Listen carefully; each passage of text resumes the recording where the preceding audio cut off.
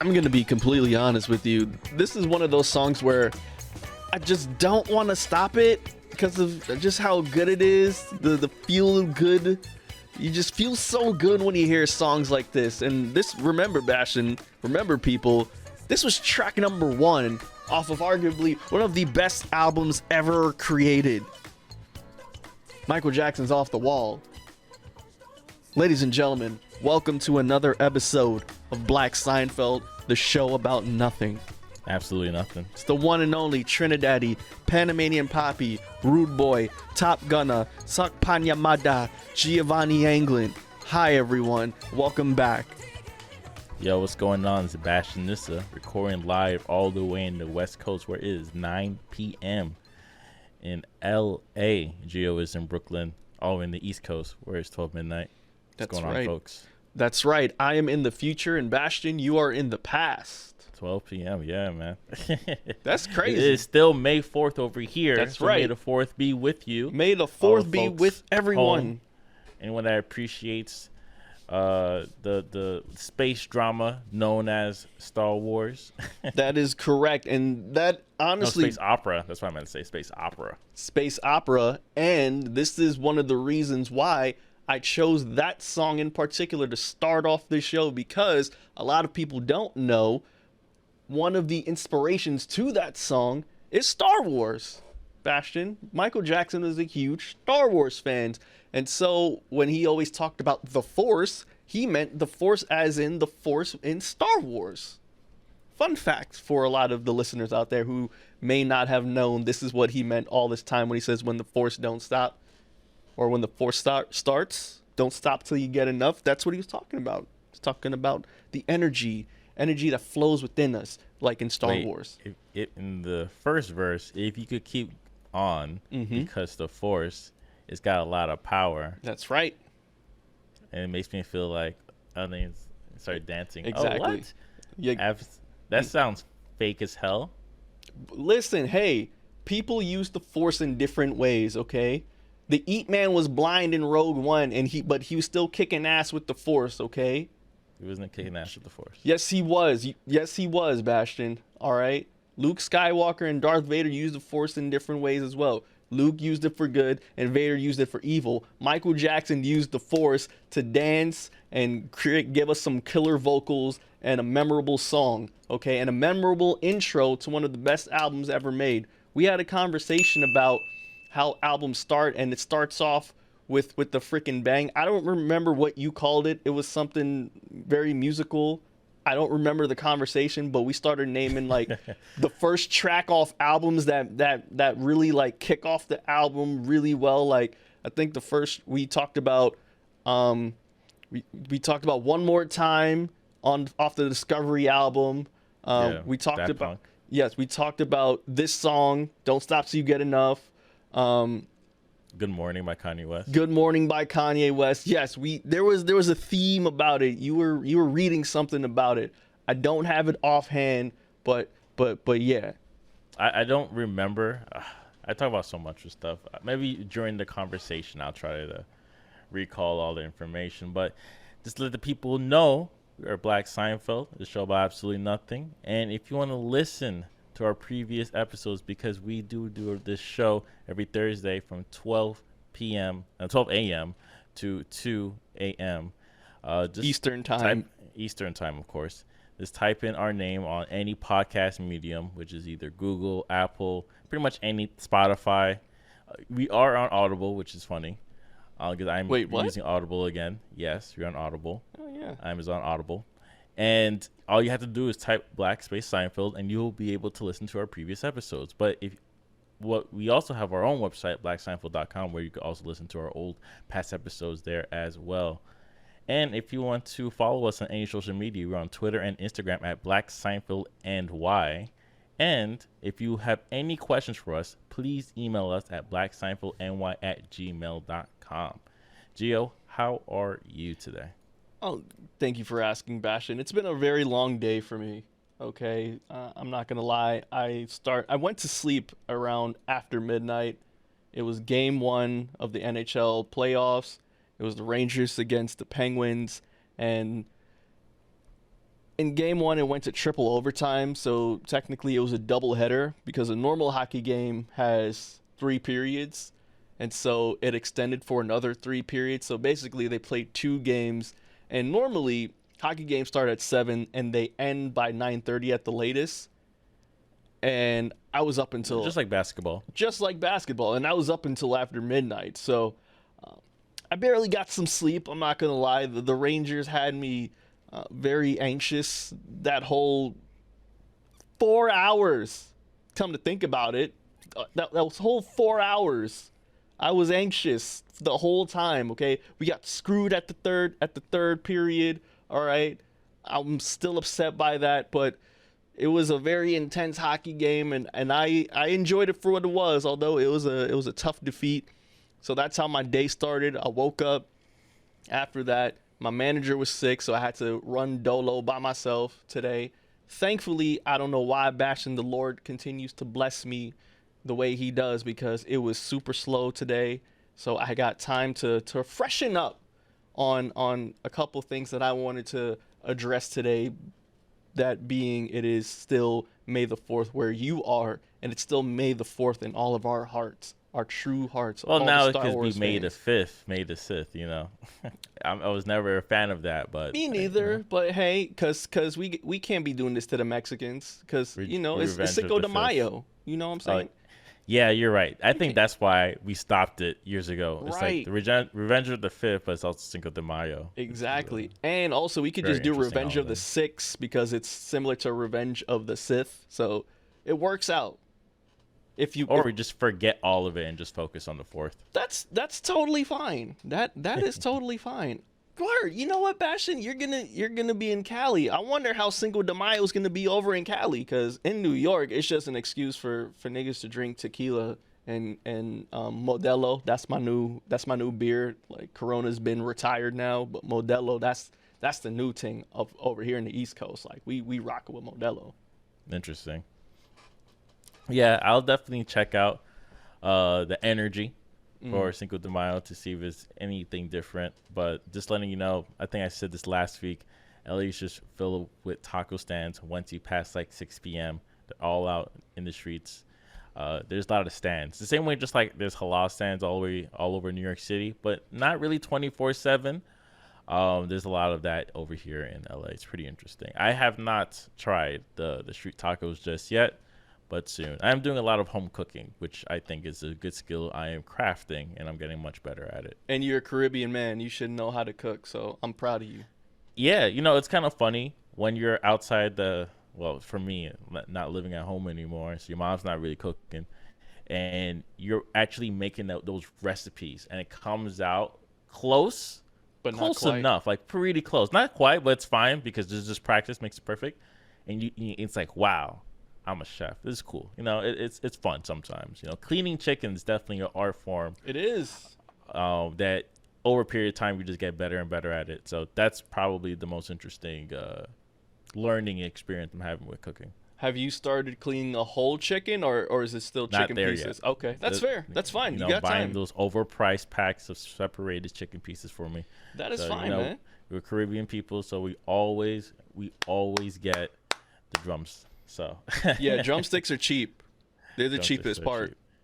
But I didn't want to sidetrack you, but you were saying that you had some free time at work. Yeah, right? I had free time at work. It gave you some time to think about what?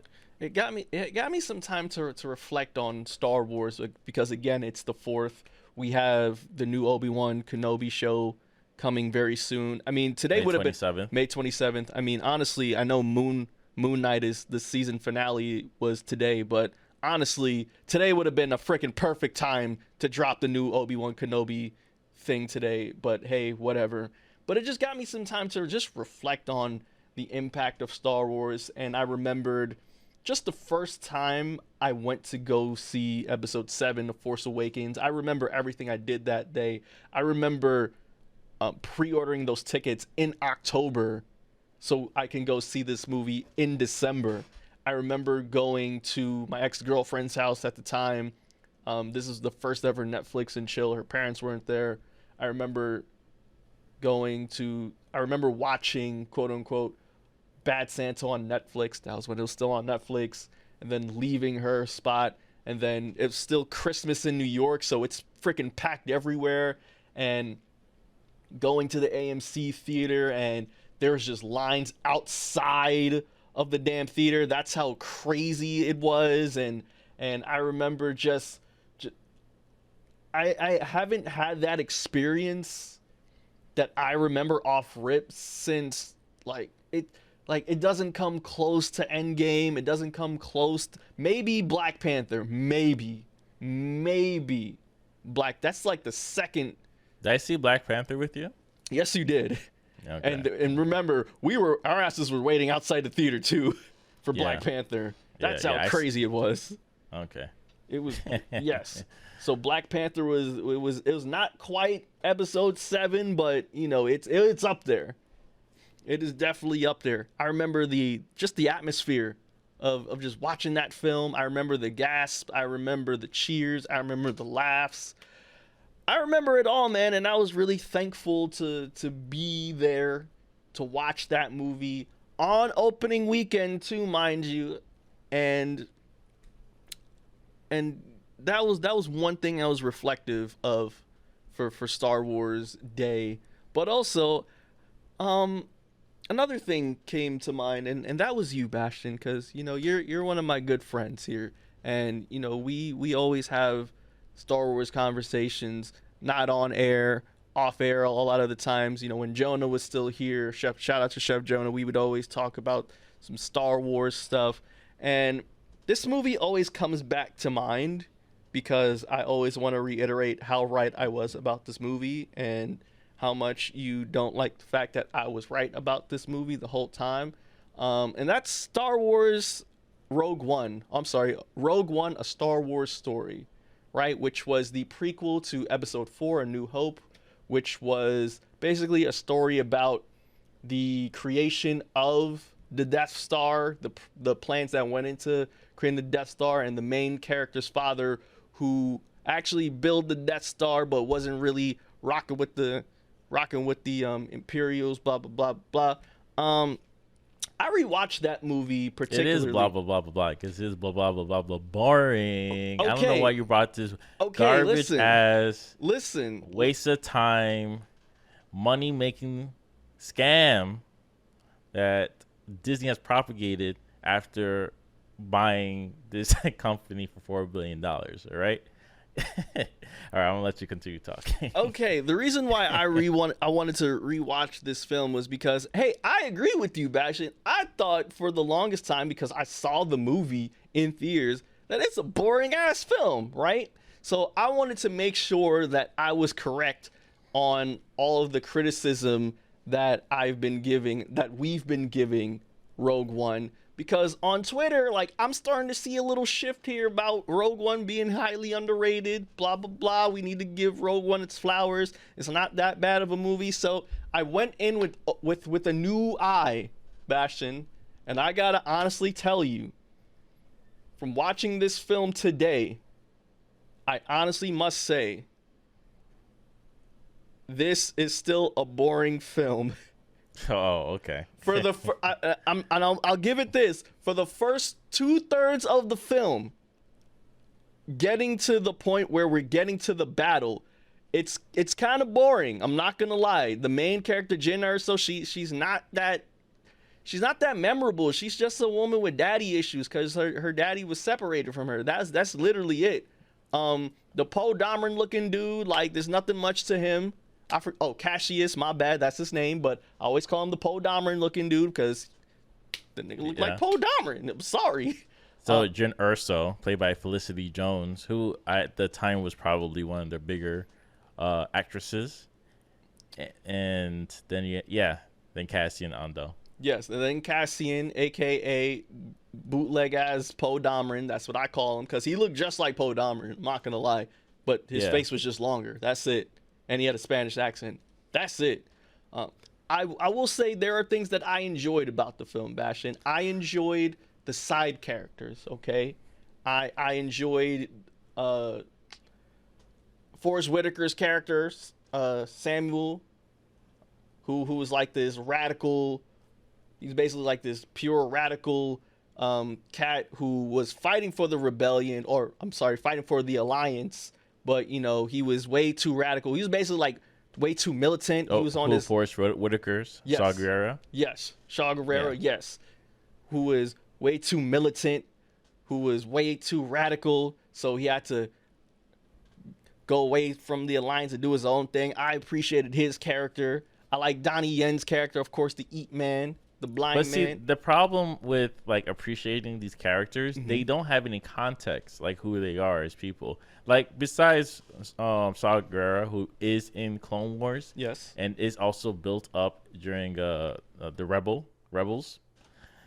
It's not really easy for non-consumers to like watch it. For casual That's the fans. That's fair. Which is the biggest issue to me, because that's what Rogue One was supposed to play out of. It's supposed to be one of these movies where, hey, we're gonna create this. The universe is already there, but we're gonna create a plot where it has nothing to do with lightsabers and the Force or anything. Exactly. But it You has actually get to with deal with the family. war. But in war and family, right? Because they try to use the same idea that George Lucas is telling a story about a father and son. That's what Star Wars is about. No need to get any more theoretical than that. Of course, you use mythology, but father and son. Now they didn't. They had the right idea of making this a story with daughter and father, right? But you can't force me to believe Felicity Jones is 18 years old, right? That's true. That is fair. And you can't force me to understand that Saw Gerrera and Jyn Erso had a relation without building one throughout the series, right?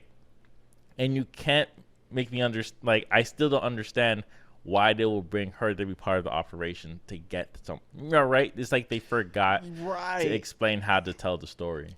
I'll say that in the beginning they jumped to things very quickly. It's like, okay, yo, we need you to get your pops, but in order for us to get your pops, we need Forrest Whitaker for that. And she's like, all right, cool. But how can we trust her? I don't know. And then, I don't know, Poe Dameron was able to trust her all of a sudden. Like, Nick, y'all met 5 minutes ago.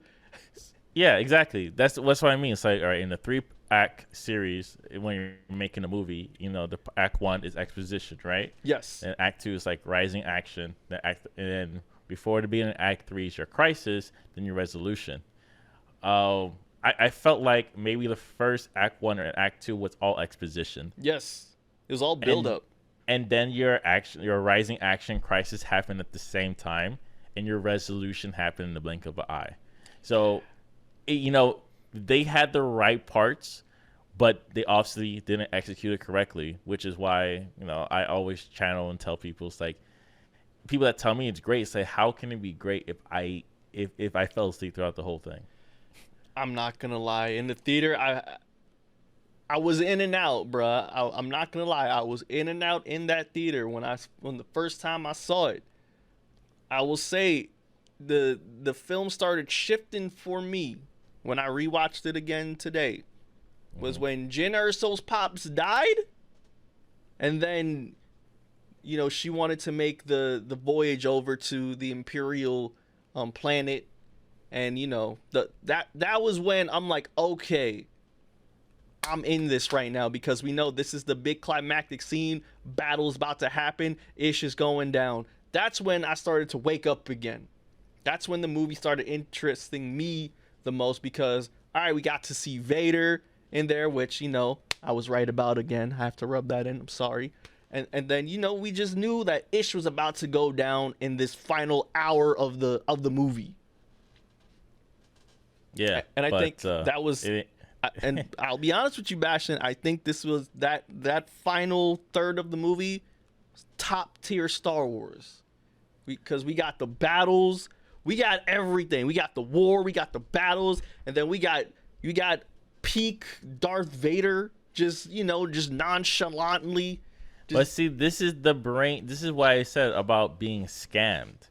Please. Like it's not a good movie when you have to rely on old product in order to, Star Wars Episode 3. When that came out, they were selling. I was trying to buy these. I was, broke little kid. But they were trying. So this is 2005. I was 11, right? They were selling Darth Vader like he was in the movie, right? I mean, he was in the right? movie There was, technically. but he wasn't walking around. He No, was he masked was up. not. He was masked up. COVID-19, right? So he, so that's what they were trying to do for Rogue One, right? They were trying to make a lot of money off the toy. So it's like, hey, we put Darth Vader in this movie, hence we're going to like make a lot of money. Not only that, we're going to put Asian characters in here, right? Hmm. Because this is something Donnie Yen just did discuss, saying he didn't want to be part of a series where they will use his figure, his face, in order to sell to, what's going on movies in China, because that's a whole thing by itself, and it does Hollywood does manage to do those like sort of things. I think they were talking about how in the latest Secrets of Dumbledore, the Harry Potter movie, how they kind of added a character so they could try to sell this film in China, right? So it's the same thing for this movie, and it feels forced. It feels messed up to use Donnie Yen for that reason. That's why I feel that this movie is also disrespectful and also racist at the same time. So yeah, it has a lot. Like when you look behind the scenes and you look at Hollywood and why they made this movie and how they changed the script, right? In order to push this weird agenda, it's not even the agenda, it's just to push a bad movie. So yeah, it's a lot going on. I just listed a bunch of bullet points that we could always get into someday in the future. But I do recommend people to go on YouTube and check out a lot of people's reviews, and they go into they deep dive into the problems of this movie. Yeah, they give it like there's like 2 hour videos on why Star Wars movies are bad. It's incredible, but Yeah, yeah. damn. So yeah, it's interesting that you brought it up because the new Obi-Wan. I didn't watch the new trailer, Me but the neither. new Obi-Wan show does have Darth Vader in it as well. So I don't know. Maybe they're going to take the slow approach with the toys and wait till the series is done, then start shipping them out. I Am I would wrong? I would like to retort with the whole toy thing because if you've seen, I don't know if you saw this television show on Netflix. It's The Toys That Made Us. I believe one I of the know. first episodes was about Star Wars, I know. and they came out with the toys before the movie. It was always to push toys, though, Bastion. You know this. You know It's this. changed during John Favreau age, the era, especially with David Filoni, focus on like building a story before selling the toys, because it just makes the watching process a little bit better. That's why Mandalorian was so fun once they introduced quote Baby Yoda, Grogu, and then we could just enjoy the show. And of course, we would buy the product once it's for sale. Of course, they didn't have enough shirts to print, and I ended up going to Disney World a couple months later. It was pretty interesting. But nowadays, it's like I do think going that direction. I think they also realized going that direction helps better in the long run, because you couldn't run to get it immediately. You're just going to wait. So one day you walk into the store and you see that opportunity to get it, you just jump for it. Mm. So yeah, we're gonna get some Darth Vader's toys sooner or later. It's gonna be embarrassing. That being said, Star Wars is still a very fun series to watch as a kid. Once you get outside of the trilogy, the prequels, and then of course the sequels, it gets a little bit confusing. But as long as you put some time and dedication and actually have people to talk about with it, it becomes an enjoyable series. And as you get older, you're just going to hate the series, but you're still going to throw money at the series. So that's that is the positive That is and negatives things about being a Star Wars fan. Unlike Lord of the Rings, which is just the books and it's done, and all you could do is just recreate the movies. Same thing for Harry Potter, right? true. Yeah. It's like, yeah, you could enjoy those things because well, I don't know about Harry Potter, but you could enjoy those things because they're finished. It's complete. That's fair. This isn't complete. You could do storyline for days. So I don't know. Maybe Yeah. 3 It'll never years be from now, complete. when they start the new series for Star Wars, it'll be done well, like written in all 3 parts, and That's not right. just one part at a time with one director for each movie. And the next time you introduce a black character and you tease the fact that he was wielding a lightsaber, all right, make sure you stick with it, please. Okay, you better stick with that, all right, because you still hurt my feelings off of that. You really did. Well, even it's funny, even John Boyega, but even people that understand Star Wars understand that Finn's story within itself was its own subplot that could have finished. That should have had its own story to it by the end of the series. Even if it doesn't relate to Ray, it should have its own thing.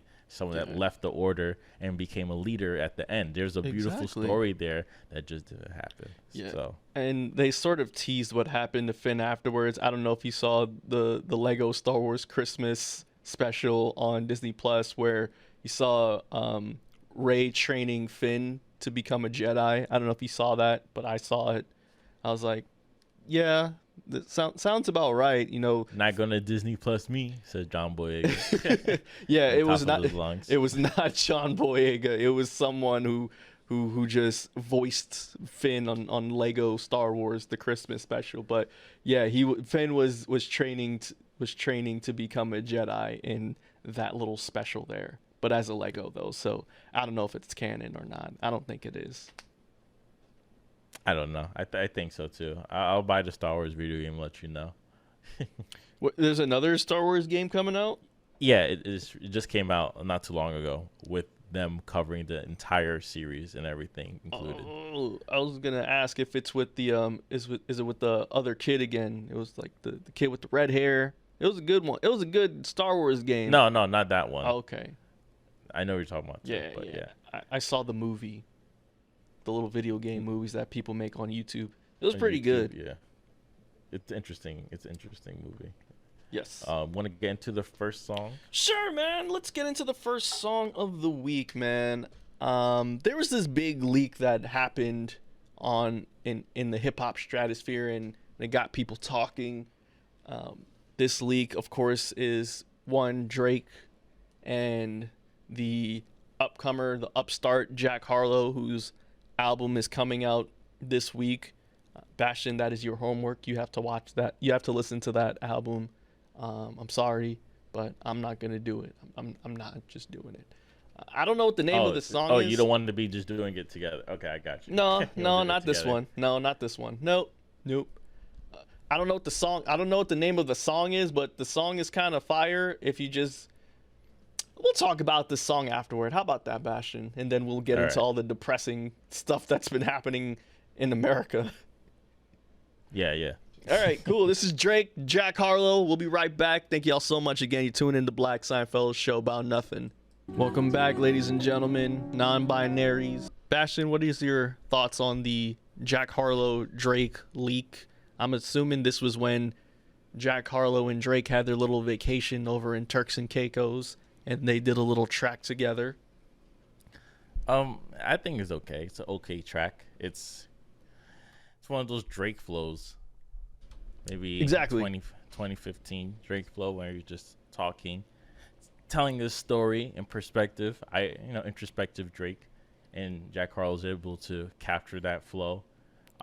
He doesn't really have the thing. Like, I understand what you mean. It's not that great because he doesn't have a story yet, right? Maybe 3 years into his career, he could do a song like this once we know who he is. But ideally, we don't know. If you're not paying attention, you don't know who he is.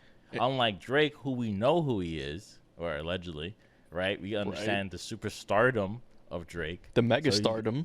So anytime he talks about something personal, it's interesting to us. Unlike someone like Jack Harlow, when he talks about something personal, it's like if it's not in the context of an album, it's just not interesting to me. Unless I look out for his interviews, and I think he's a good interviewee. Other than that, I'm not really looking out for Jack Harlow. I do listen to his songs because he's featured on a lot of tracks. He is up there into like the next feature list rapper. So anytime you want to feature, you grab Jack Harlow or somebody, or Gunna. Definitely Gunna. Yes. East G, which I want to talk about later. He's okay for now. I have nothing bad to say, and I have nothing good to say at all. So you're just indifferent when it comes to Jack Harlow? No, I don't listen to his music. I'm hoping to understand him a little bit more with his next album, as you said, is coming out later this week. That is right. And if it's good, then I'll let you know. If it's okay, I'll also let you know. There's a lot of rappers I like that create okay music on their own and make amazing features. And I always told you this, like Big Sean's one of my favorite feature rappers because he understands not to go too much and not to go too little. Just like give me a good verse that everybody can remember well, and that's Big Sean. You know. That's fair. That's Yeah. I respect your opinion on that, Bastion. I'll say this: when I heard those first couple of chords on that record, I'm like, oh, okay, we already know the route Drake is gonna take on this. This is the introspective Drake. We want to know what's going on in Drake's life, because for a person to have everything, this nigga is still sad. That's the thing. Like, it's not. Sometimes it's not even being sad. You just, you just talk about your feelings. It doesn't mean you're sad, right? Well, that's fair. I guess what it is Drake is at a point in his career where, and, he explains it in the record, where I have all this fame, my tax bracket is at a different level. What if I'm not relatable anymore? Because that's what got Drake really popular 10 years ago, Bastion. He was one of those rappers where he made it okay to be vulnerable. People love Marvin's Room. People love Find Your Love. People love those vulnerable records that Drake made, because it wasn't really cool as of yet to make those records, and Drake made it cool. So people enjoy Drake for those vulnerable, relatable records. And now that Drake is at a point in his career, it's a tale as old as time. When you get this money and you get to this certain point of fame, and you're no longer really relatable because your life isn't what it used to be 10 years ago. Where do you go in your career? How do you start to tackle the next point of your career? And I feel like, honestly, I think Drake is at a point in his career where he can go ahead and, like, he doesn't have to do a Magna Carta Holy Grail. He doesn't have to, like, disconnect from us, like, completely, like how Hove did. But he can. Maybe if Drake talked about investment, I'd listen to Drake talk about that. My whole thing is, you have to already love making music in a way where every album has its own theme, and he hasn't been on a theme album in a very long time, which is what I've been complaining about. It's like, because he doesn't have to. That's the problem. He does have to, right? Superstar artists like him, you would think he could be like a J. Cole or Kendrick Lamar, even though he's on a higher level in terms of fame, right? Mm-hmm. It's like, again, even though we don't, not so crazy about J. Cole, every time he comes out an album, it does have its own theme that he's trying to capture, right? Same thing with K-Dot, a theme that he's trying to capture. Whatever his next album is going to be, it's going to be interesting. So that's what we look forward. Same thing for, other artists that I'm hoping to be a star, like Megan Thee Stallion. It's like, her next album is going to have this type of theme she's going to follow, and also just give us hits. Drake is giving us Black Eyed Peas type music, where I make songs for everybody, and hopefully somebody will love this song enough for it to be the next hit single. And I think you nailed that part right on the head. I wouldn't call it Black Eyed Peas music, because Black Eyed Peas didn't try and make different songs for everyone. It will be pop. I'll probably say pop. Drake, I think Black Eyed Peas just an artist that I think about every now and then. That's fine. They didn't have to do this. They could have made great music if they wanted to. That is fine. They know how to. So. And you're right. And Drake didn't have to go to this route, but that's the thing with Drake. Drake has always he's a sound hopper, and I don't want to make it sound like that's a bad thing, but Drake always chases a regional sound. Whether it's Memphis, whether it's the hyphy over in the Bay Area, whether it's grime over in the East Coast. I'm in the East Coast over in London, whether it's Afro beats. Drake has always been that, or of course, who can forget the Caribbean Drake? Drake always chases different sounds, and he puts his own twists on it. So that's why I feel like that's one of the reasons why his audience is so vast, because people like different iterations of Drake. Me personally, I don't like it when Drake sings. You know that. But people like when Drake sings. People like when Drake is on his Caribbean tings. People like when Drake is on his grime and he's the boy and he's messing with mans and tings. Some people like that. So I think it's hard. I think Drake looks at making his albums like, okay, I gotta add something for the hip hop heads, and then I gotta add something for the Afrobeat people, and I add something for the Caribbeans, and then I gotta, have a beige ballad for, my R&B type of people. And I think, it's a hard situation to be in, but I don't know. Maybe if he just picks like one theme, maybe that can we can see Drake in a different light, because Drake isn't really political. He's never been political his whole career. I'm not saying he should be, but I don't know, man. I don't know what Drake should do now. I don't know. I think it's too rich. He just should continue doing features for artists like Jack Harlow, and that's just the way it is. You start yourself as someone being humble, and later on you become unrelatable, and that's fine. Why continue being humble? Did you succeed in the way you Drake was wanted to never succeed? humble. Drake ain't humble no more. No, definitely his mixtape days he was humble. Definitely. Yes. I was listening to his mixtapes all the time. That's fair. Now Drake is responding to people on Instagram and following their wives. That's what Drake is doing now. No, now he's just trolling. He's not going to do anything, but it's enough to make headlines, people laugh in headlines. So. Yeah, that and you could really embarrass yourself if you don't know how to handle this 1 minute of fame. Guest artist, guest celebrity of the day, new celebrity of the day. yeah, and I will say this: I'm not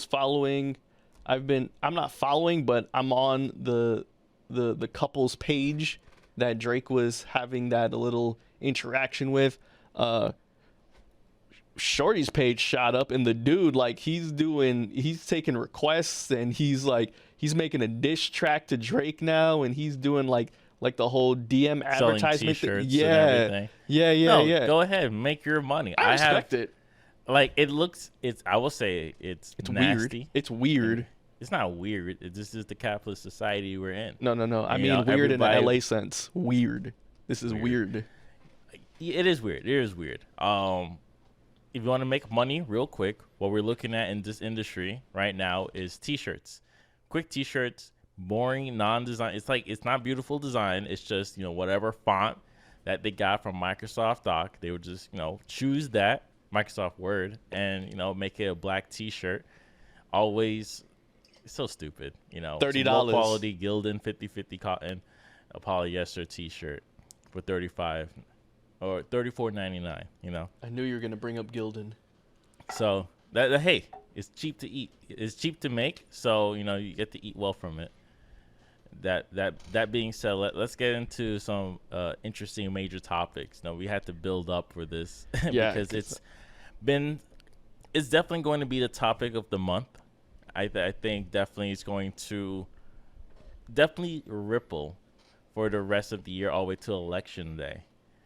It's going to be very interesting on what happens for the rest of the year, especially like I said, for elections when you have to vote in new senators, new congressmen. Especially I think depending on what state you are in, you are going to have your own type of elections for your district. Yeah, and now it's going to be one of the hottest topics whenever it comes to elections, whenever it comes to political debates. This is going to be a topic now that's going to be heavily discussed. And I'd just like to start off by saying things were a regular Monday.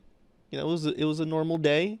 It was raining here in New York, but again, April showers bring the May flowers, and it's May, but we were still getting some showers. The cherry blossoms were out, and out of nowhere, Bastion, there was the Met Gala. The Met people were looking forward to the Met Gala that was happening on Tuesday, so people were getting ready for that. People were learning about the gilded theme and all that Gilded glamour. That's right, gilded glamour. Right, that's right. Okay, which is pretty interesting. I could say just like dressed up like any character from Pirates of the Caribbean that isn't a pirate, and you should be good. Or the Lion, the Witch, and the Wardrobe. Yeah, that too, which is interesting. I always love looking at the Met Gala to hear and watch people talk about people missing the theme. So yeah, people don't read books. We're talking about. Yeah. Oh man, freaking Eric Adams was at the Met Gala. Yeah, with his nasty ass gun violence, like stop gun violence. I'm not gonna lie, I knew that Eric Adams, he was on one of our shows today, not ours, but another BAI show, and I was honestly gonna hit them up and be like, "Yo, ask Eric Adams what it was like at the Met Gala. Like, what do they do there? Like, what happens when they go in? You know, It's just a celebrity culture. I know, but like, I want to know, like, all right, what do they serve at the Met Gala? You know what I'm saying? Like, what food, what eats they got? You know what I'm saying? What do the gift bags look like? Are there Met Gala gift bags? Are they goodie bags? What do you get? You know what I mean? I just want to, from the outside perspective, I want to look in, but I'm deriving from the timeline, but the Met Gala does play an important role of this as well, because Monday there was the whole leak about the Supreme Court has been working secretly on overturning the 70s Roe versus Wade case, which allowed women to have the choice to get an abortion. And I believe, Bastion, you gave me a note. I want to take a look at that. I apologize, people. This is very unprofessional. But yes, it got reconfirmed again in 1992. We were still not born yet, Bastion. I wanted to make that an important I was thing. thinking the same exact thing. Yeah. It's like 1992 is before my time. Yeah, I was like, damn, we weren't born then still. And so Twitter, like, we already knew how Twitter was going to react to this, but I want to say this off rip. Salute to whomever leaked that information, because I think that person knew what they were going to start, because immediately once that leak happened that Monday night into Tuesday morning, Twitter was in a freaking ish storm, right? Every political figure had their opinion. The American people had their opinion. Women, of course, had their opinion, and the protests immediately happened over at Foley Square in Manhattan, Bastion. I don't know what happened. Do you know what happened in LA? Were there any protests in LA? Probably, yeah, they were. I saw some videos.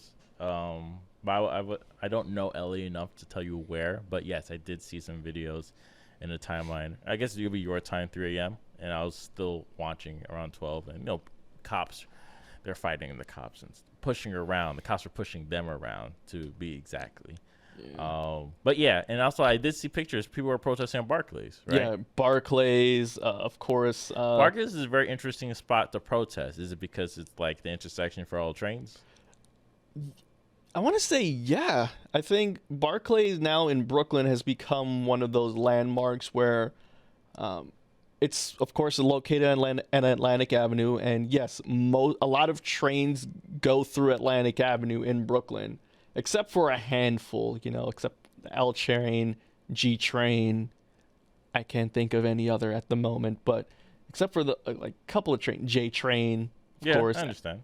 L train, but the L train stops at Atlantic Avenue, but not at Barclays Center. It stops all the way at around the East New York area of. I got it. But I'm getting beside the point. Yeah. The point is, I think one of the reasons why Barclays is becoming that major hub is also because the Black Lives Matter protests happened over there as well. So I think that's like one of the new go-tos in Brooklyn for some reason. I think a lot of the gentrification probably has something to do with Barclays. Well, it has a lot to do with Barclays Center, and I think that's like the symbolism of like capitalism, to me at least. Barclays Center is that, but that's beside the point. But Barclays Center, Washington Square Park, 14th Street, 42nd, of course. Basically the major hubs of New York City, everyone was protesting. I think I saw, if I'm not mistaken, I think Elizabeth Warren was over at Foley Square. If I'm not mistaken, I don't think that was a fever dream. I think she was there. Mm-hmm. So seeing all of that happen and seeing what the president wants, seeing what President Biden said, of course, which was, of course, it's the liberal answer. I'm not mad at it. I thought you should be mad at it. I'm not mad at it, bro. I'm not mad at Biden. It's like he's gonna do what he's gonna do. I don't know. I think. So before you continue, I just want to clarify that on Monday it was Judge Alito's draft that was leaked for his opinion. These opinion pieces are. There's a podcast I used to listen to. They don't make episodes anymore. It's NPR run.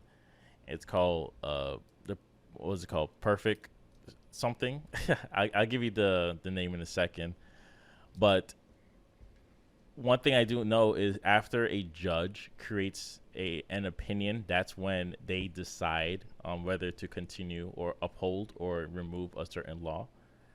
More Perfect. The show's called More Perfect. I Okay. do recommend checking that out. It's a very good podcast. It just deep dives more into the Supreme Court justice system and how it works. The judicial system.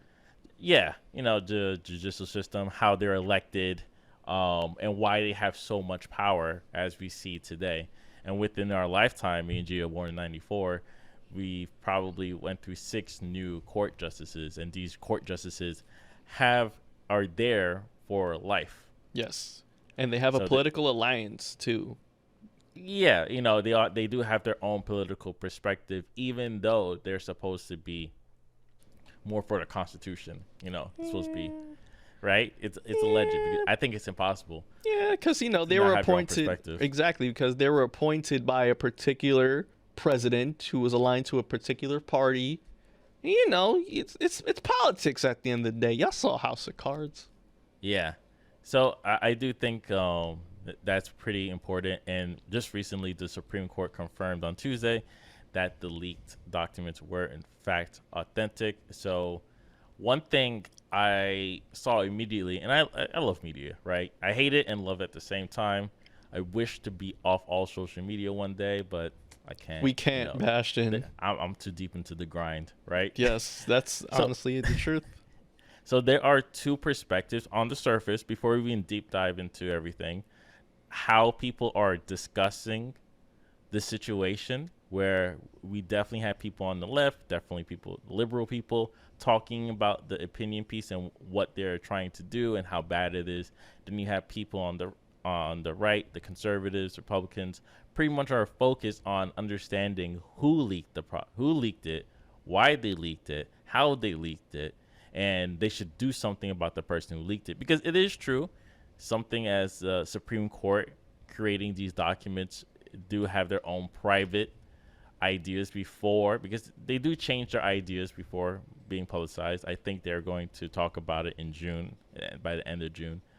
And now conservative media is really focused on finding out these leakers. Like that's all they saw with this situation. They don't want to discuss what's going on. Of course not. They never do. To discuss it means they will have to objectively give their opinions on what's going on. The best thing to do is to bring these pro-life people rather than talking to anybody who's like pro-choice. But that's pretty much the surface story. That's something that you're going to see for the rest of the week, next week, until we actually find out whoever leaked the opinion draft. And it's very interesting how this kind of caught fire. I could say sometimes, the joke, there's like 0 days of drama. So yeah, this is like 0 days of drama. And just to talk about like President Biden real quick, when they asked him about it, because he was supposed to codify, and to codify is to implement it into law. Yes. And they asked him when he's going to do it, and he did say it's not their main focus right now at the moment. I can actually get you the actual quote. He said, "I'm not prepared to make those judgments now." When they asked him, should the Senate do away with the filibuster to codify Roe? Right. And the executive branch, meaning the president, doesn't really care about that. Although the liberal legislative branch, i.e., Chuck Schumer, wants to codify the Roe v. Wade case and make it law of the land that it is a woman's choice to get an abortion if she pleases. They want to do away with the filibuster, and they want to make the majority vote 50 instead of 60, I believe. Correct? Yeah. Yeah, it's really difficult, this filibuster. I've Yes. been looking into it and trying to understand more of it in terms of getting rid of it. Because the biggest thing to me is, why haven't they done it already? Right? Why haven't they codified this into the law already? they've spoken about it. Obama spoke about it when he was running. You know, those 8 years, nothing happened. And of course, we do have proof that Biden did talk about it, saying that he will codify it. And now, we're 2 years into his term, and he's saying that I'm not prepared to make those judgments now, Right. which is something the Democrats do. You know, they give you these beautiful false promises, and then expect you. And this is the liberal side. Right now, a lot of them are talking. A lot of liberals' perspective is you should go vote. And the best thing to do, Biden said the same thing, is once it's November, is to go vote for the people who are for being pro-choice in order to get them elected. Right? That is fair. And that's nonsense to me. Putting the blame onto voters, where the Democrat right now has the House, right? Yes. Because it's 51, because you include the vice president. Yes. And you're still not able to pass anything. So you can't go around blaming the voters, where even when you had the popular vote, you still can't pass anything. Yeah. I think that's where the filibuster comes in, because the filibuster allows you to go on stand and make your case and talk on for on and on and on. But that's not how they filibuster. That's the problem, because they could do the whole stand on and on and on, but most of them don't talk. I think the longest filibuster was like 24 hours and some X amount of minutes. And when most you did of these filibusters like 21 minutes. And when you filibuster, you're supposed to stay in topic. Most people, especially the Republicans, when they filibuster, they don't stand in topic.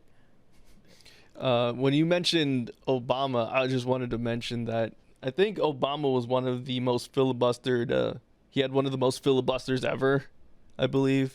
Yeah, and he changed the rule to filibuster. Yeah. You know, in order to pass some things, and then the next year, it's like it's hard to filibuster the Republicans, especially if they want to pass something. Because they're quick with it too, because they understand if a Republican's like going against the grain, they're just going to jump you. Unlike the Democrats, if you go against the grain, Joe Manchin, for example, they're not going to do anything, right? They're just going to allow you just to tilt. Yeah, of course, I agree. So it's all nonsensical. It is all nonsensical, and I honestly feel bad for women, man. I honestly feel bad, because here we have all these old white majority men wanting to tell a woman what she should do with her own body. It's disgusting. There is this great George Carlin joke that he said in one of his specials, that it's interesting that a conservative will fight for your right, or fight for a baby's right for them to be born. But once they're born, they don't give a fuck about you. Isn't that crazy? Yeah. And the whole thing is that's not the point, right? That they don't really care about being pro-life, because if you're pro-life, you will understand and have these consistencies just in case if things happen, right? Exactly. Because I think Texas is a great example, and how most of these, I'm not sure how many states have these automatic laws. Is once Roe versus Wade is removed by the judges, they'll automatically make abortion illegal.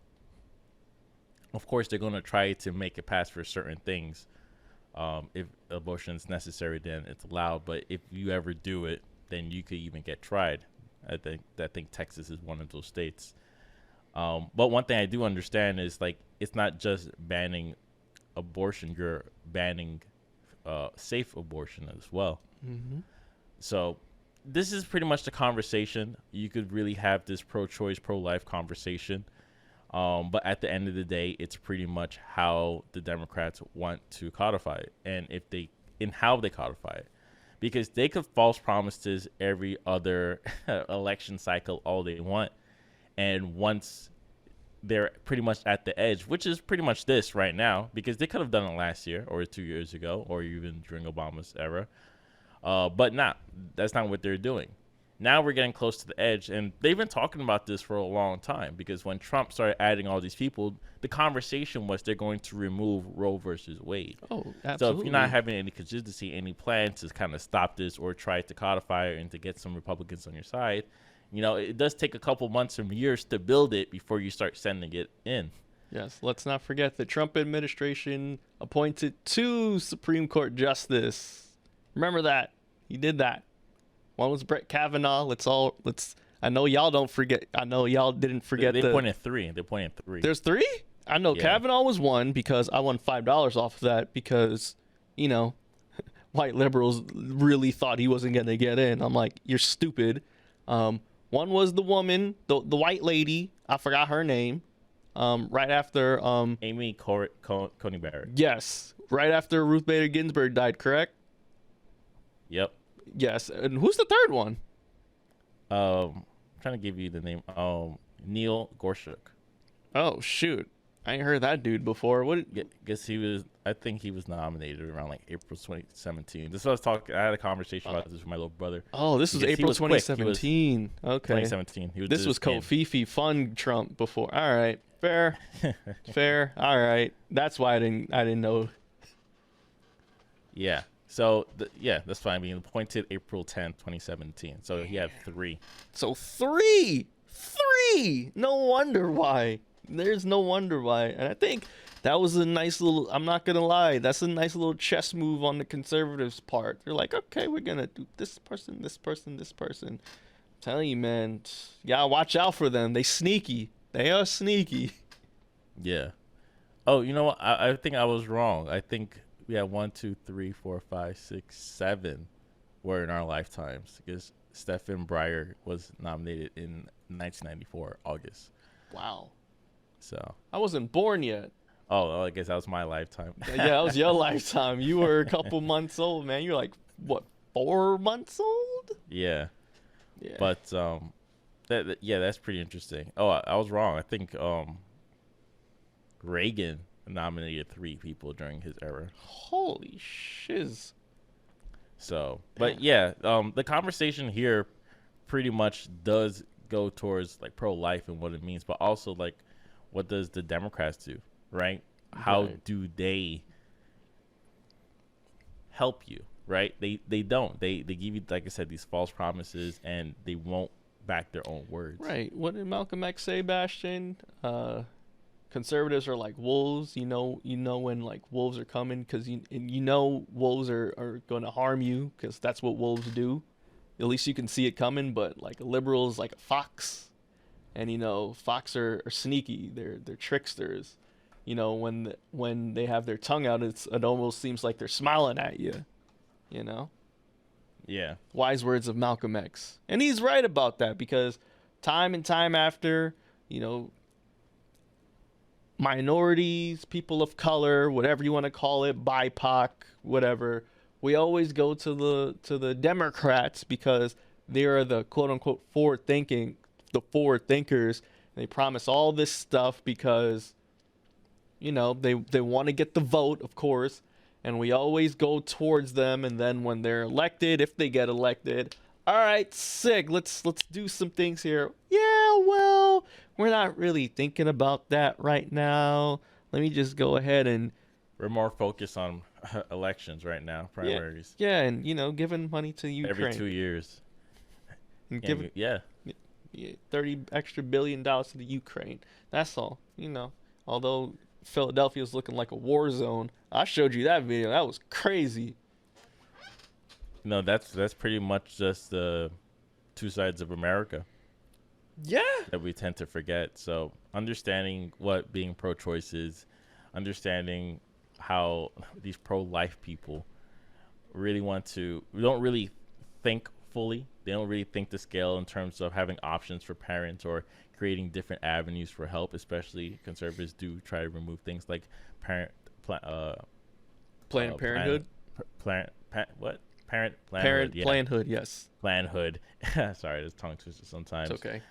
And there's no way to help people.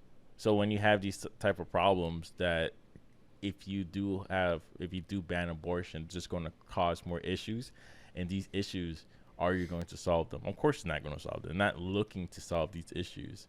And the thing about these issues is poor people wouldn't be able to drive 14 hours from Texas to Colorado to have an abortion. They just wouldn't be able to do that. But if you're a rich person, you could just fly to another state, take the pill, and go back home.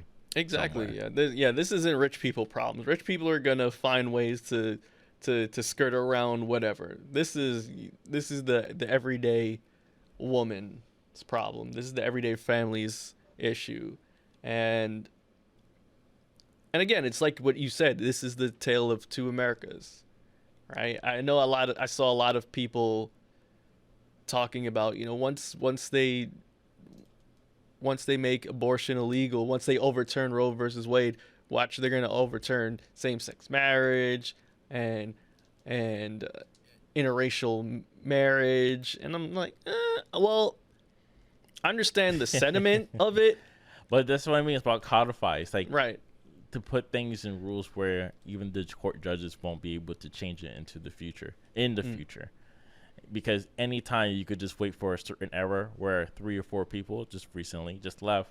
Exactly. You're able to add your people and then pretty much tell them what to do. Pretty much. Even though they were saying like, no, we're going to kind of uphold the Constitution. Not necessarily true. It's not necessarily true because it's all politics at the end of the game. It's all representing your home team. So it's based on their political alliances. It's basically what's best for that team or party. You get what I'm saying, y'all. It's all gang banging at the end of the day. All right, people. What Kendrick say? Democrats and Republicans, red state versus blue state. You know what I'm saying? Got to read it in between the lines of what Kendrick was saying. That hood politics is the same thing. The only difference is they're messing with people on a more, as a country, what their decisions are affects everyone's lives. It affects states' lives. It affects cities. It affects everyone instead of what just happens in the hood. This is global gangbanging at its finest, people. And we're gonna wrap that up. Hope you enjoyed what we talked about as far as this. And just for the record, Black Seinfeld supports women. We are for women's rights.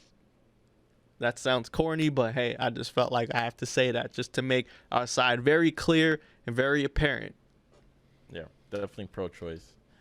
And hopefully, and you can only hope so much in this type of democracy that the Democrats will wake up and do something. But it's foolish to think that, and I do think people may have to just keep protesting. And when it comes around, when they talk about voting, say, oh, all right, so if we vote, are you going to do this? Right? Yeah, but you got to build this whole thing up because it's really difficult to vote if the whole thing is rigged against you, especially if you live in a gerrymandered state, which is, where they got one side looking crazy at the map. Yeah. But also, too, Bastion, it's like, again, a lot of the times when it comes to Democrats, it's like they're purposefully lying to you, but you want them to lie to you because deep down there's this hope that you think that they're going to change things, but deep down they're not going to change things, but you're going to vote them anyway because, again, it's the whole lesser of two evils thing that people keep bringing up all the time, especially when it was Hillary versus Trump and then when it was Biden versus Trump. So people still have that mentality of, all right, I'd rather vote for you than you because at least the world wouldn't go to hell. But, hey, the world is going to hell. All right, anyways, let's go to the next song of the week. Now, let's up the tempo. Let's up the mood a bit, Bastion, because it's been a bit dark and gloomy for the past 30 minutes we've been talking about this. Let's listen to some Kehlani. Let's listen to Up at Night, featuring Justin Bieber, which is one of my favorite songs off of Kehlani's new album. And when we come back, we're going to talk about all the new music that came out last week. We're going to give our opinions. We're going to give our thoughts. We're going to tell you whether you should listen to these albums, mixtapes, EPs, whatever the hell came out. Here is Kehlani featuring Justin Bieber with Up at Night. We'll be right back. Stick around. That was Kehlani featuring Justin Bieber off of her latest album, Blue Water Road. Welcome back to Black Seinfeld, the show about nothing. It is 1:15 in the AM here in the NYC for all of you listening to us live here at 99.5 FM WBAI in the NY. Greetings and salutations to all of our live listeners. And of course, shout out to all of our podcast listeners. Listen to it wherever you may be. You may be in your car, in the train, doing your workouts. You may be up north. Shout out to y'all locked up, listening to Black Seinfeld. I appreciate y'all every day, every time. Hey, maybe you might be committing to murder listening to Black Seinfeld. I don't know. Hey, yo. Relax. Oh man. Turn yourself in. All right, my bad, dog. I'm just, Turn yourself in. Yeah, man. You never know, dog. How would you feel if someone was committing murder and they were listening to Black Seinfeld and it came out on the news? You know what? I always thought about that because I remember, I think it was back in high school, Al Sharpton, like there's this person who, a rapper who killed somebody. And for some reason, they found that person's Facebook, and they have his profile picture was him standing next to Al Sharpton. And for some reason, the news had to say, like, oh, you know this guy. It's like, you allowed this to happen. It's like, it was an individual who took a picture with me in the street because I walk around the city. He had his mixtape. He shared it with me. What am I supposed to do?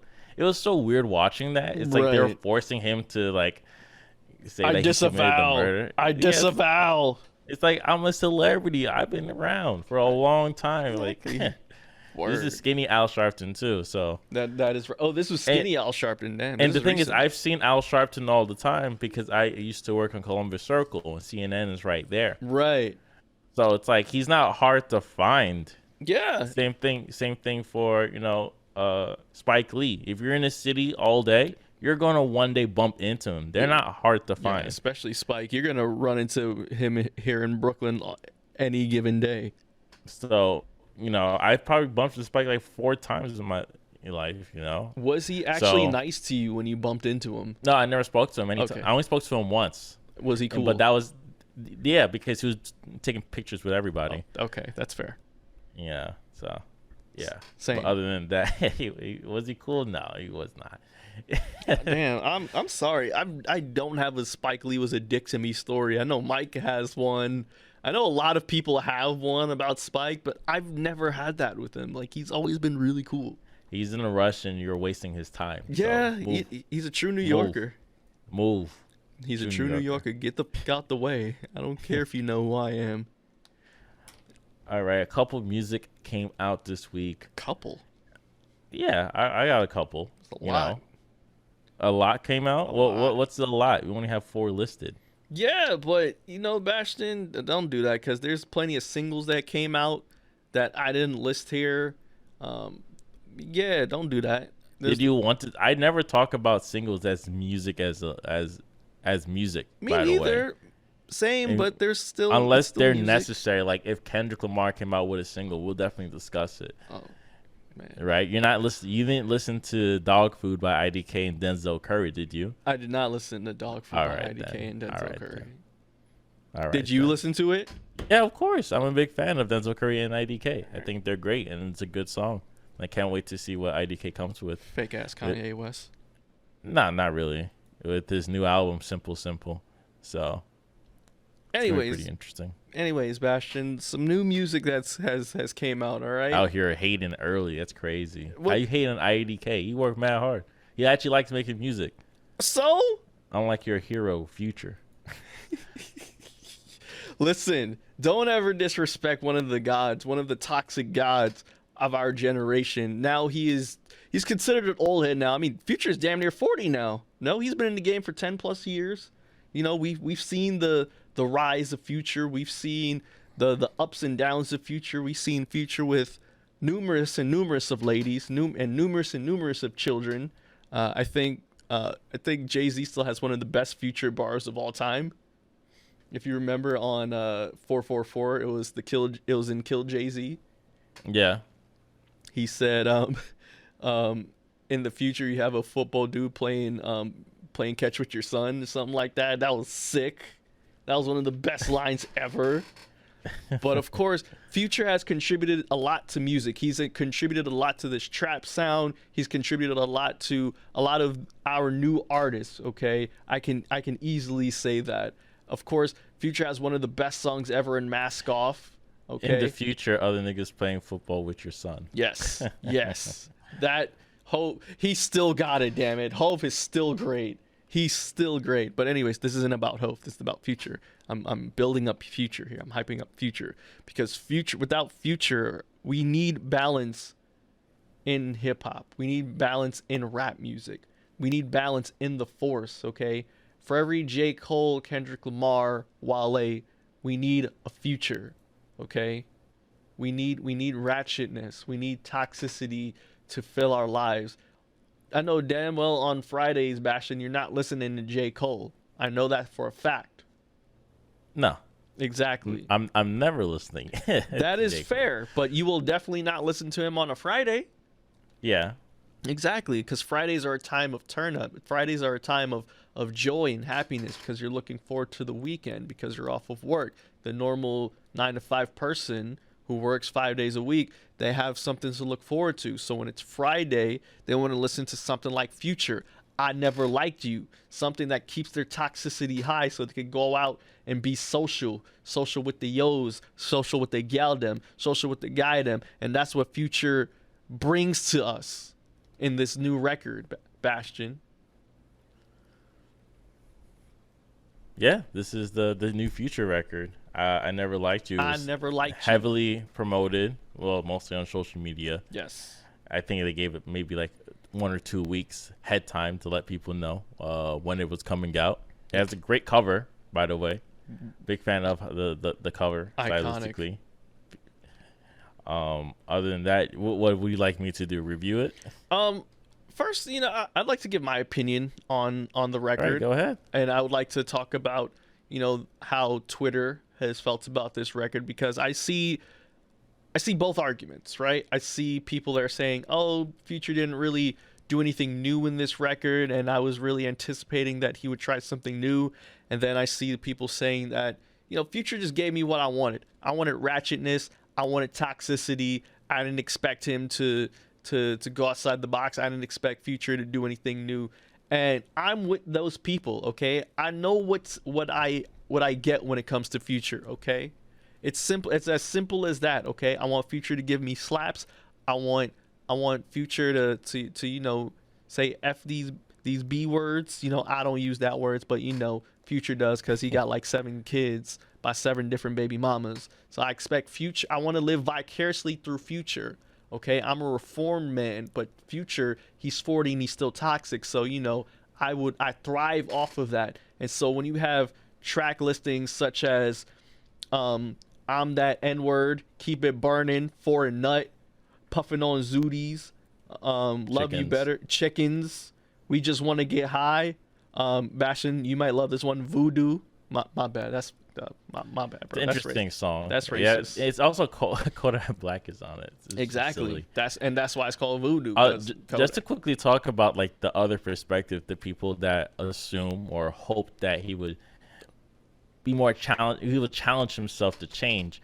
When was Future ever the dude to ever challenge himself to change? Which will bring me to my point. Anytime someone makes a outlandish opinion like that, almost the same way where that woman wrote an article talking about how they expect to push your teeth to talk about being a family man, talking about his son. It's like, man, anyways, you shouldn't expect things, especially when you're not a fan of the said artist, right? 2, Exactly. You don't listen to the said artist. 3, if the said artist was to perform for a show for $10 down the street, you still wouldn't go.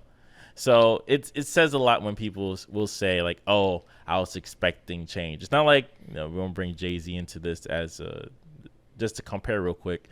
When he dropped Blueprint 3, people said it was too much, right?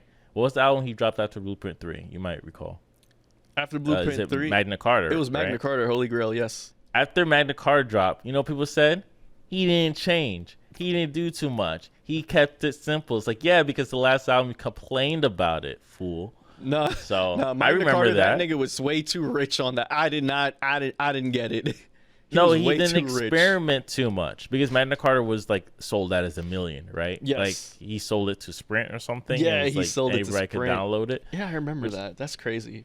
Yeah, Sprint was a early thing. marketing schemes, right? Shout out to Sprint. That was a thing. So hilariously, he sold Sprint. He must have some relationship with Sprint because he gave part of title to Sprint, if I recall, right? So yeah, Now it's partly owned by T-Mobile. it is owned by T-Mobile. Yeah. Anyways, people was complaining that he didn't do enough. Now, in the same sense of Future, did he change? No. Hell no. Did he give you slightly new flow? Slightly, ever so slightly. Mm-hmm. Did he give you funny bars or interesting lines for you to tell your friends and laugh about on the timeline? Yes.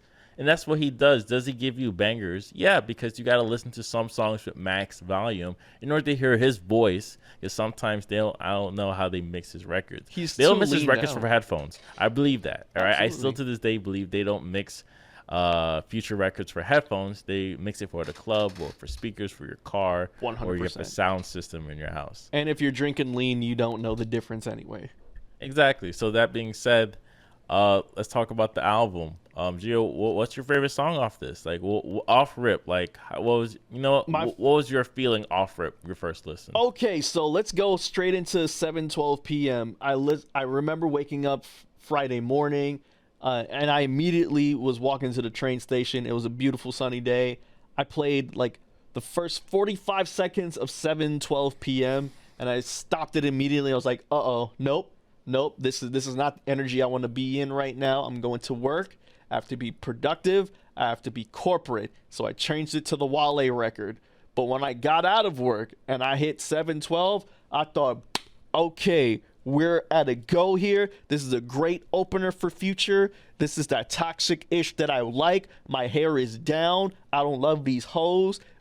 Anyone could get it. That's how 7:12 makes you feel. Okay, makes you feel like Future, like a big toxic a-hole, and I love that about that record. Off rip, my favorite records have to be Puffin' on Zooties.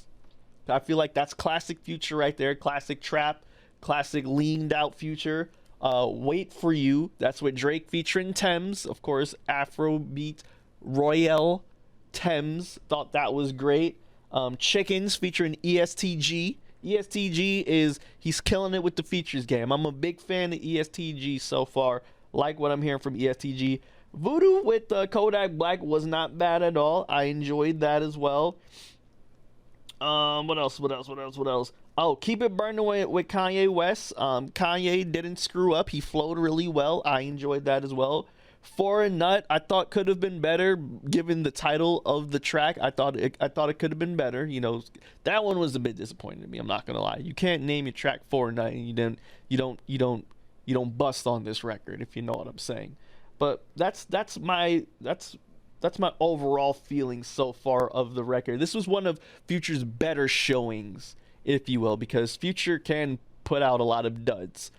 That's just how I feel. Honestly, I haven't really been feeling the Future record since this 2017 double albums when he came out with Hendrix, and then the Future album, you know, the yellow album with Mask On and all that. But yeah, I feel like this is Future coming back true to form.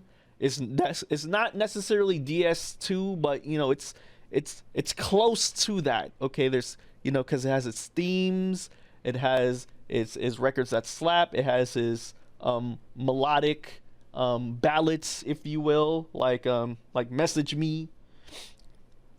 And I think if you are a Future fan, you will enjoy this record. If it's nighttime and it's a social setting you're going to, if it's a Friday night, Saturday night, you want to go to the club or whatnot, you with your girls, you with your guys, throw on the Future record. You will enjoy it. It'll get you to where you need to be. You will channel your inner toxic person, and you will come out as a toxic overlord, and you will spread toxicity throughout the club, throughout the bars, and you will do what needs to get done.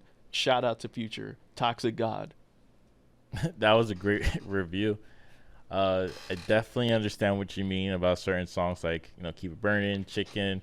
Uh, you know what the funny thing? Listening to that song with Teams and Drake, it sounded like one of those the later the 2019 Frank Ocean type tracks because of how Teams was kind of singing through the back. I don't know if Teams was purposely doing that. They probably told him to just like sing throughout the record and we'll just mix it in. But I thought they could have fixed that. But other than that, I thought it was just a Future album. I'm not a huge Future fan. Just being clear, That's fine. I know what I'm getting myself into listening to his music. Some songs should be in your workout playlist, right? I do think Chickens. I do think East G probably has the best verse on this album in terms of guest feature. I do think Drake and Future do go well together. Puff and Zooties. These are just like decent songs that I feel like when I'm listening to them. And yeah, the Kanye verse, the first verse was pretty funny. Yeah. I thought the first verse was funny, but I'm also tired that the newer Kanye records we're getting is divorced dad vibes. Because I do think he kind of listening to Pusha T's record again and again and again because it's still on replay value. It has like very high replay value because since the record's so short. Like he's still talking about it in Pusha T record. It kind of pisses me off because when I listened to Daytona, he did the same thing, talking about are they going to make me wear the MAGA hat if I come through? It's like you're ruining it, Kanye, just because Pusha T wants your beats. They're good friends though, so that's cool. So Future, he's great. He's able to make an album for everybody. This album's roughly 48 minutes long. I know he dropped a deluxe album, which in my opinion, stupid. Yeah, I'm not doing that. Deluxe albums are lame, not interesting, and not cool anymore because no one buys physical CDs. That being said, the last deluxe album I bought was Big Sean. Detroit too? No, I said Finally Famous, the first one. Oh, sorry, Finally Famous. Yeah. Wait, you got that one? Really? I was a huge mixtape Big Sean fan. He was like 3 for 3 in his mixtapes. Of course, when he got the album, it was like 0 for 1. Yeah. But, yeah. And then he was 0 for 2. Yeah. And the third one was really good. And he was like 1 for 3. But other than that, I agree with Gio. This is a good record for Future fans, and I think only Future fans are eating, which that's how it should work. So 2 thumbs up. Will I listen to this record anytime soon again? No. That's fair. So, that's fine. You just pick out the songs you like. That's it. You're good. Keep it moving. You need to listen to this whole thing anymore. I don't. Shoot. Yeah. So next record we're going to discuss is the new Kalani record. I do not listen to Kalani. Why don't you listen to Kalani? I don't listen to Kalani in general. I tried to. She's not my cup of tea. I don't want to say anything rude. She is a very beautiful woman. Music videos are Kyrie? Cool. It has nothing to do with Kyrie because I actually forgot about that until you brought it up. Okay. I thought you were going to bring up your boy from the West Coast. A Party Next Door? They dated. No, not Party Next Door. Oh, that whole Kyrie Party Next Door drama was so nonsensical to me. That's how I knew about. That's how I first found out about Kehlani. What's the F Donald Trump? Oh, YG. Oh, YG. Yeah, my guy YG. Yeah. But other than that, I tried to get into Kalani way back in 2016, 2017. Because I knew someone that was a huge Kalani fan. I said, oh, all right, let me check out the record. And I was like, it's not for me. It's like Crazy Sexy Savage came out that year. That was short hair Kehlani. I remember that. Yeah. So, shout out to her. She makes music. I just don't listen to it. I'm sorry. I just like the record you played with Justin Bieber. It's like, is it my headphones? Like, I could hear you loud and clear. This record sucks. But let me know. Like, Gio, why do you like? I don't like Kalani. I'm just letting you know. It's like the music is okay. Fine. It's okay. All right. The beats are still from 2017. Go ahead. What's up? All right. So, Kehlani is back with a new record, which is Blue Water Road. Kehlani, I think, recently she came out as, as queer. So, Kehlani makes music that I'm not going to lie. Kehlani can steal your girl. I'm not going to lie. And she brags about this all over the records. You know what I mean? Kehlani makes sweet, sultry R&B music. That record that I just played for y'all, that was Up at Night featuring Justin Bieber, where, to me, Kehlani was trying to get into her Aaliyah bag just a little bit with the beats and all that. I think she was trying to get into her little Aaliyah Timberland bag. And yeah, I think the best time to listen to this album for me personally is waking up early in the morning. You going to work, you going to school, and it's kind of cloudy and gloomy out, and you get that sea smell. That's definitely a good time to listen to this album because, you know, I feel like Kehlani knows how to speak to women better than some of the men do. I'm not gonna lie, man. I know we were just talking about Future being all toxic, but like Kehlani's toxicity, I guess it's a bit more palatable for the women. You know what I'm saying? And I think that, fellas, we need to study this new Kehlani record because she knows how to game them. All right. And remember, Kehlani's a mom too, so moms, and she has a daughter too, mind you. So that Kehlani knows how to how to game these women. So if you are a toxic person, if you're a toxic man, toxic woman, definitely study up on some Kehlani. I'm giving bad advice right now. My Yeah, bad. you're doing. I'm No, doing you love this toxic stuff. So, bruh, because it used to be what I was, Bastion, but now I'm not that person anymore. So I get you're a fulfillment. good Christian man. Exactly. So I get fulfillment now. Jesus is king. Exactly. Use this gospel for protection. It's the hard road to heaven. So I use that. You listen to the record. I don't even remember any of those records. That's the only one with the clips, Bastion. That's the only one with the clips featuring Kenny G. I understand. It's on your playlist. I get it. Yes, featuring Kenny G. We must give him his credit. But anyways, fellas, ladies, non-binaries, I'm telling you, study this Kehlani record. All right, she's showing you the way.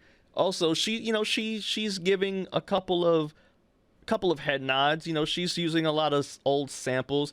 For example, Wish I Never, which uses the children's story record, of course, from the one and only Mr. Slick Rick. Tired of that. Was she using her flow? His flow? No, she was not using the flow. She was just using the intro drum beats. That's it. She was not flowing like Slick Rick. No. That would be pretty cool. Yeah, she was not flowing like Slick Rick. Bastion. Get Me Started featuring, of course, the one and only Sid. Their little love ballad. They have great chemistry together, Bastion. Great chemistry together. Don't do that to Kehlani like that, bro. Continue. Oh, okay, my bad. You were just staring me down. I didn't think. Of course, one of my favorite closings, Wandering, of course, again, Bastion, with our guy Thundercat. You know what I'm saying? Oh, Thundercat's on this? Thundercat's on this. I'm playing. Yeah, I know. You're not going to listen to it. Any Given Sunday featuring Blast. It's more of that, LA vibe, cruising in your car type of vibe. But I'm a big fan of this record. Bastion, I know I've not convinced you to go ahead and check out this record. And I'm not going to because, again, you don't like Kehlani. I understand you have your reasons, blah, blah, blah, blah. But did you like her previous projects? Did you talk about it was good until it wasn't? I did. That was actually in my top 20 that year in best albums of 2020. I wanted to do a top 20, and I put that in the 20 to 11 category because I really enjoyed that. Yes. Interesting. Jessie Reyez is on this album too. Yes, Jessie Reyez is on this album as well. Correct. She's good. I like her music. I actually haven't listened to Jessie Reyez like that. I just know who she is. All right, so what else about this record you like? You pretty much broke it down. I just like how it makes me feel, Bastion. I love R&B. You already know that. I'm more of an R&B cat. I like how Kehlani's introspective of her life, introspective with these women, introspective, being a mommy now. That's the new thing now. I think she had her daughter at the end of the album, very Blue Ivy-esque. I like that Kehlani is now in a new leaf where, she doesn't want to be toxic anymore, but she still can be. And I respect the growth of that. All right, cool. Yeah, and she's directing her own videos now. She's doing her own video shoots, etc., making her own beats now. So shout out to Kehlani, man. Oh, she's making her own beats. That's cool. Triple threat out here in the game. Have I I think I appreciate artists that help or they help with the visuals of their music video because then they're able to kind of really show what their vision. exactly. You should listen. You So should yeah, watch one of her videos, Bastion. Her new ones. YouTube algorithms, a bit bumps and bumps. So Okay. Anyways, let's talk about the next album, Bastion. What's an album that you listened to that I particularly did not listen to because I didn't have the time, but I will listen to it today because it's going to be 70 degrees here in New York. yeah, Toro y Moi back with another album called Mahal. It's a 40-minute, 13-track album. I'm a big fan of Tori Ma. I do think he has a lot more good records than bad records. Definitely a huge fan of his earlier work from Causes of This, Underneath the Pine, Boo Boo, and his last album his last project called Outer Peace. Of course, the albums I'm referring to that I wasn't a big fan of was his more popular albums like Anything in Return and For What For. So in this project, I do find it very similar to Outer Peace, where he's talking about like random things, singing about random subjects. I don't know if he just doesn't want to sing about stuff anymore because Boo Boo was very personal. Like Boo Boo, you know what he was talking about, right? Relationships, this life in general. Like Boo Boo is a classic to me. This is an underrated, unappreciated classic. But in this project, I think you personally will like it because of its instrumental flavor. It's very live instrumental, synthesizers, a lot of pump progression. But the only problem I have with it is the lyrics. Like, there's a song that I'm probably going to play next week or the week after next week called Mailman. And it's as simple as that. But I don't really have to get into it. But that's the topic of choice. Hmm. So, and of course, something like track 3, Magazine, you do have your interesting lyrics. It's like, this man in the magazine is just us we want to see. So that's what I mean. It does feel like a bunch of random words that he put together after working so hard on the instrumental. He's like, I'm just going to work a little bit less on the lyrics. And that's the only problem I have with the album. Other than that, it's pretty nice. Like I said, instrumental wise. Tori Ma, he knows what he's doing. He's a great performer. I've seen him perform a couple times. But I've seen him perform a couple of times too. But if you're more interested in his earlier work, like Boo Boo or like Causes of This, Underneath the Pine, it's nothing close to that. It is much closer to like either Anything in Return. No, actually more closer to For What For or his last project, Outer Peace, especially in terms of how he's singing and the lyric and the song choices. So, yeah, check it out. It's like I said, it's pretty interesting instrumental wise, but lyrically, not that great. Oh, dang. Okay. Well, thank you Yeah. for that, Bastion. I will listen to it today when I go to work because it's going to be one of the few sunny days that we have here in New York this week. Yeah. And Oh, I just want to say, it also reminds me of his collab project that he did with Matson too, mm, called like Star Stuff, which is a great record. Came out back in 2017. That's what kind of reminds me of because using all this live instruments. But yeah, that's it. all right. Now, one of the final projects that Bastion and I are going to talk about is a man who, you know, he has a tumultuous relationship. I think is appropriate to say with rap music, with hip hop, with the culture, if you will. At the peak, I'll say this: he got his real start in the backpack era. When he was growing out his locks. This man had songs with Lady Gaga back in the day, and then he really started picking up steam in the 2010s.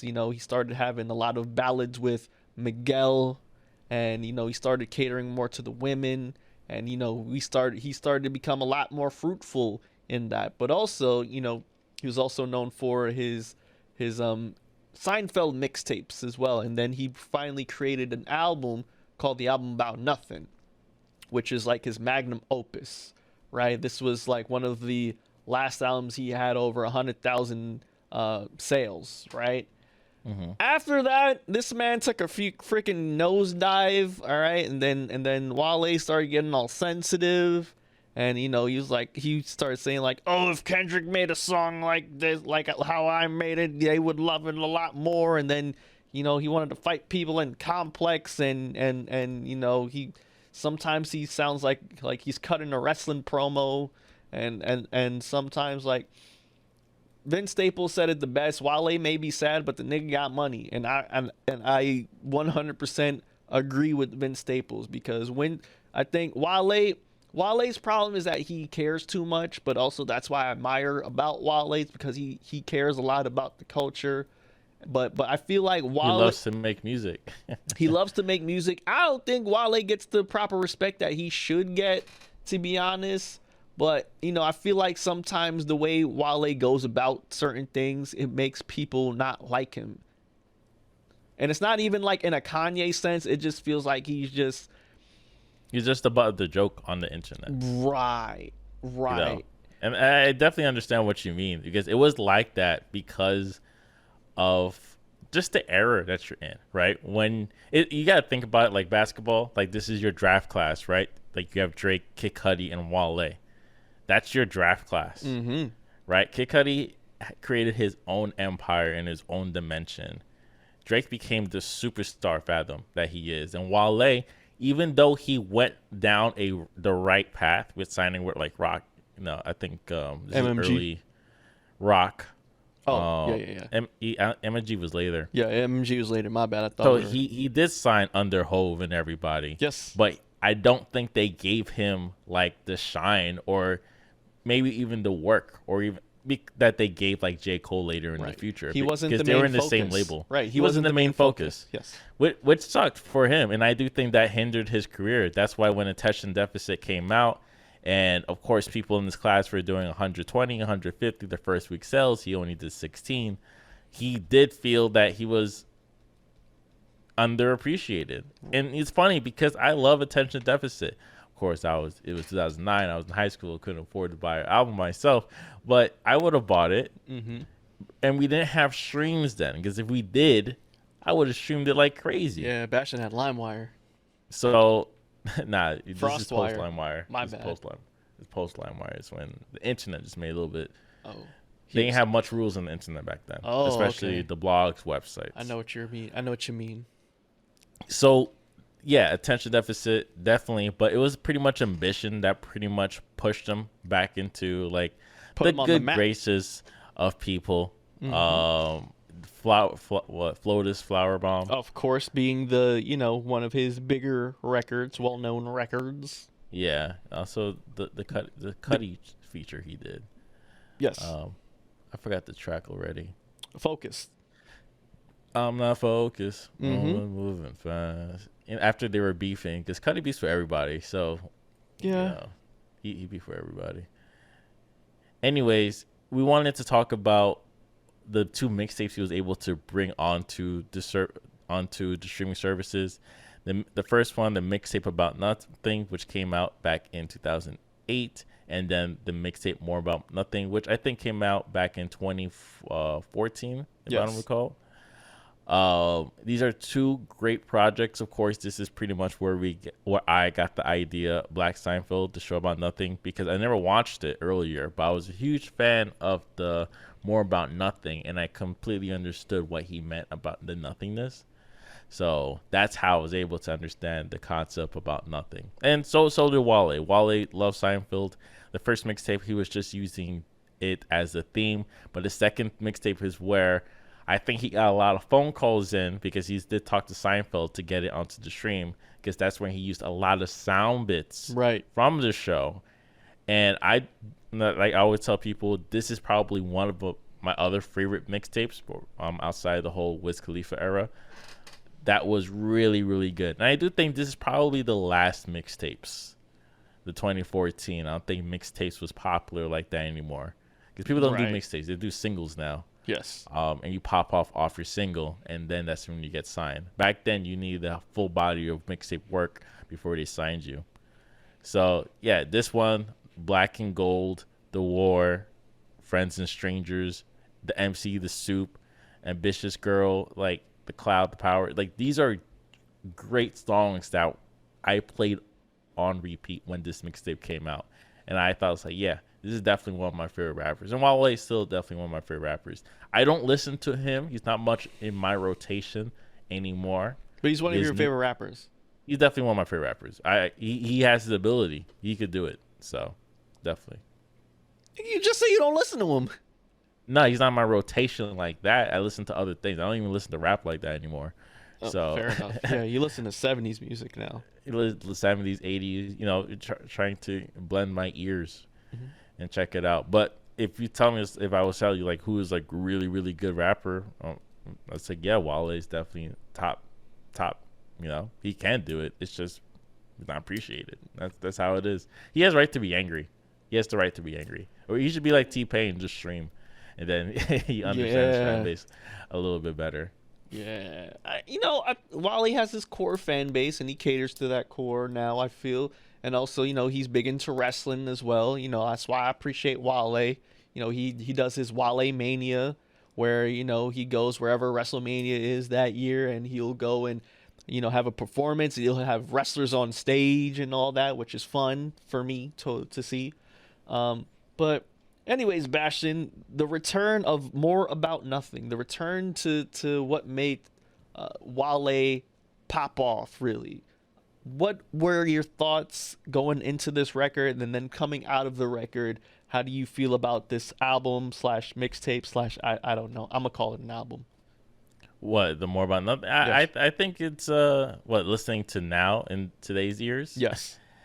I guess the production was it definitely fits for more of its time. I do think some themes now fit well. Did it age well? I think so. I think it aged fine. I won't say it's not like listening to where's the weirdo mixtape? The Beatles Jay-Z mix. Oh, the Gray album? The Gray album. That right? was tight. It's like listening to it when it came out was cool, but listening to it now it's like, all right, I see where it could be tacky, but I also see like where it is awesome. So like I do think More About Nothing is still a great idea and a great concept.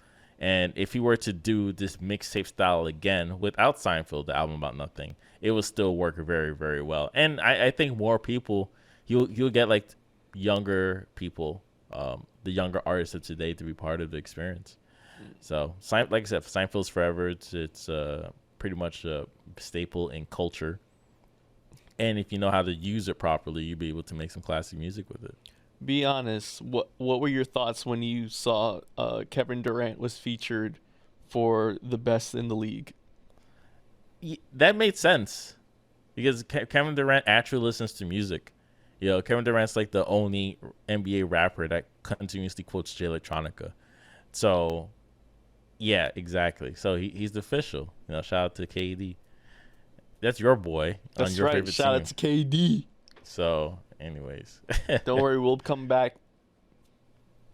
On 2K, understood. You're going to get a championship when you play 2K. But, yeah, what's your thoughts? I thought this was Wale's return to form. This definitely sounded a lot familiar.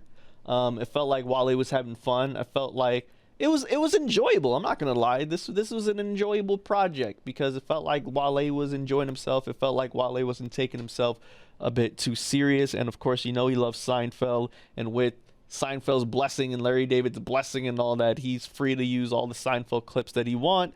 And so he was able to do that, and he was able to bring in all of his friends, of course, like Wiz Khalifa and Daniel Merriweather, which y'all need to stop bringing in Daniel Merriweather, dog. Like, he did fine, but, it's just, I'm getting sick of it. I'm getting, like, Chance the Rapper flashbacks. So stop it, please. Anyways, damn it, it's almost time to go already, but I had fun with the album. It was cool. It was enjoyable to listen to. I agree. Yes. Damn. Well, anyways, Bastion, people, thank you all so much for tuning in. Oh, big announcement. Black Seinfeld will not be live next week. We will be taking the week off, and I'm excited about this because when we come back, there's going to be a lot to talk about. And the main thing we're going to be talking about, Kendrick Lamar, baby. That's right, Mr. Morale and the Big Steppers. K. Dot, he's back.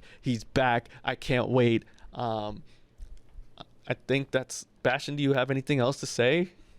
Definitely check out our social media, Black Seinfeld NY, Twitter, Instagram. And if you have any questions, feel free to email us at blackseinfeldny@gmail.com. And we'll be back 2 weeks from today. That's right. In the meantime, definitely listen to our older podcast episodes on any podcast social media. Just type in Black Space Seinfeld. And, just tune in. That's right. Bastion, I will say, I want to close out with asking you a question. We have two toxic people left that I kind of want to play. The first one, of course, is Future, which we discussed, is Puffin' on Zooties. And this gentleman right here, I haven't played in months, in months. And that's the one and only, the Prince of Toxicity himself, Mr. Brent Fayez with Paper Soldier. So what is your choice? Yeah, and to show some Future, man. All right, Puffin' on Zooties. Take care, everyone. We'll see you back in 2 weeks. Black Sign for the show about nothing. Puffin' on Zooties. Future. Peace. Peace.